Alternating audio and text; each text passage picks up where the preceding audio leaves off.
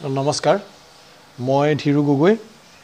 সামাজিক মাধ্যমত বহুলভাৱে চৰ্চিত হৈ থকা আৰু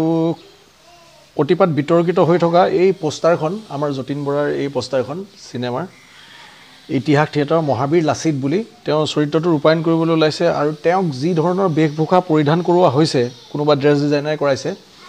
তেওঁ আমাৰ আহোম সম্প্ৰদায়ৰ যোনটো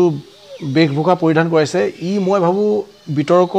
আনিবৰ বাবে প্ৰচাৰৰ তেওঁলোকৰ লাভাৰ বাবে তেওঁলোকে বিতৰ্ক ইচ্ছাকৃতভাৱে হয়তো এই ভুল কৰিছে তেওঁলোকে ইচ্ছাকৃত ভুল কাৰণ কিয় মই ভাবো যে তেওঁলোকে ব্যক্তিগতভাৱে ৰিচাৰ্চ কৰি পেলাই তেওঁলোকে এইবোৰ ড্ৰেছ পৰিধান কৰাৰ কোনো যুক্তি নাছিল কাৰণ কিয় ইতিমধ্যে লাচিত বৰফুকনৰ ওপৰত মানে গৱেষণা কৰিবলৈ তেওঁৰ বেশভূষাৰ ওপৰত বা তেওঁৰ যুদ্ধশৈলীৰ ওপৰত বা বিভিন্ন বিষয়ত তেওঁৰ ওপৰত গৱেষণা কৰিবলৈ একো বাকি থোৱা নাই আৰু যদি আছেও হি এক বেলেগ ধৰণৰ প্ৰক্ৰিয়াৰে ই আগবঢ়া উচিত মানে এনেকুৱা ব্যক্তিগত পৰ্যায়ত এখন কমাৰ্চিয়েলি কৰিব খোজা এখন নাটকৰ কোনোবা এজন ড্ৰেছ ডিজাইনাৰে হওক বা ফেশ্বন ডিজাইনাৰে হওক তেওঁ এটা বিতৰ্ক আনিবৰ কাৰণে এই পৰ্যায়ত যাতে তেওঁৰ গৱেষণা নহয় হেতু আৰু আমাৰ জাতিৰ কাৰণে মংগল আৰু ই গৰিহণাৰ যোগ্য প্ৰথম কথা হল হেতু দ্বিতীয় কথা হল যে লাচিত বৰফুকনৰ চৰিত্ৰত যোনজনক ৰূপায়ণ কৰিবলৈ দিয়া হৈছে যতীন বৰা তেওঁ একচুয়ালি লাচিত বৰফুকনৰ চৰিত্ৰ ৰূপায়ণ কৰাৰ যোগ্যতা নাই কাৰণ কিয় প্ৰথম কথাটো হৈছে লাচিত বৰফুকন ইমান এজন মহাবীৰ আৰু আমাৰ জাতীয় সত্তা জাতীয় তেওঁ গৌৰৱ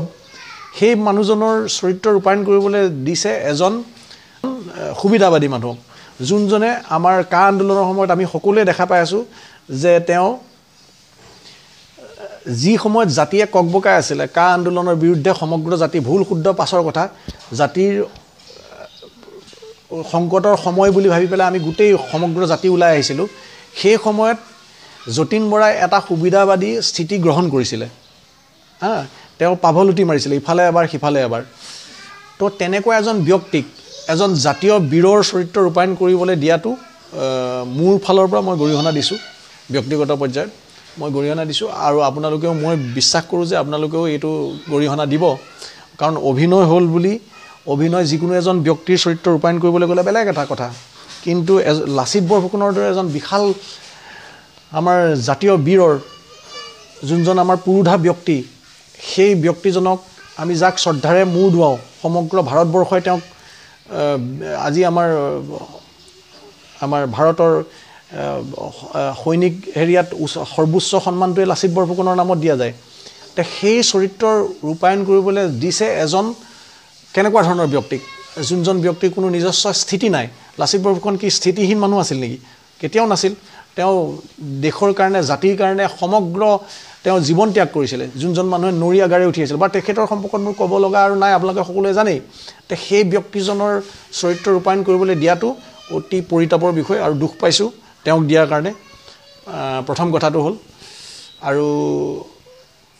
ইতিমধ্যে কৈছোৱে যে যোনটো তেওঁলোকে ইচ্ছাকৃত বিতৰ্ক কৰিব খুজিছে তাৰ বাবে তেওঁলোকে ৰাজহুৱাভাৱে ক্ষমা খুজিব লাগে হে আমাৰ দাবী এজন সাধাৰণ মানুহ হিচাপে ধন্যবাদ